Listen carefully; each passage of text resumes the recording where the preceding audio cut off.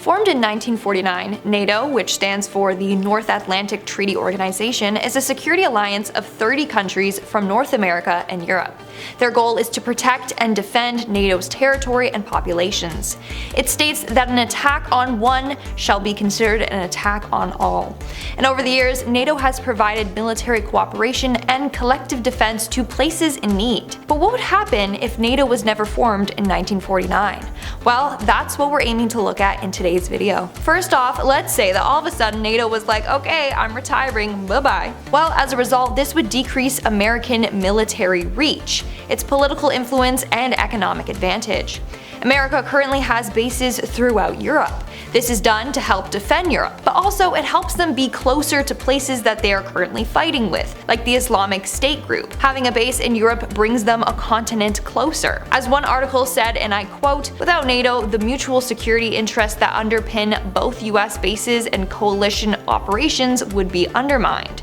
If NATO didn't exist, then the US would need to figure out a whole new plan of attack. They would need to, and I quote, develop a complex network of bilateral and multilateral security arrangements subject to domestic political constraints to maintain the kind of military access and flexibility that NATO provides." Continuing on, Europe would no longer be able to rely on the US for its security and protection. Having just a European defense would negatively impact them, politically, financially, and militarily. They would need to find a way to strengthen their military, and it would cost them greatly. Not only that, but it is believed NATO was formed in order to provide joint protection against the Soviet Union. The Soviet Union responded by forming the Warsaw Pact, making the division between Eastern and Western Europe pretty clear. Without NATO, it's believed that Russia's President Putin would seek opportunities to seize land that he believes is Russian, and he could do so without worrying about the US. He has already done this in Georgia and Ukraine. Had they not joined NATO, the Baltic states would probably already be occupied by Russian troops. In fact, as of now, they are worrying that Putin will target them next. Now here's the thing. Let's take a look at the devastating situation that is impacting Ukraine right now.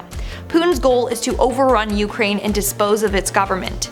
NATO has supported Ukraine by sending them weapons and medical supplies. They are also providing millions of euros of financial assistance to Ukraine. Many allies are also providing humanitarian aid to civilians and hosting millions of Ukrainian refugees. If NATO did not exist, who knows if they would be receiving the support they are right now from some of the countries a part of NATO.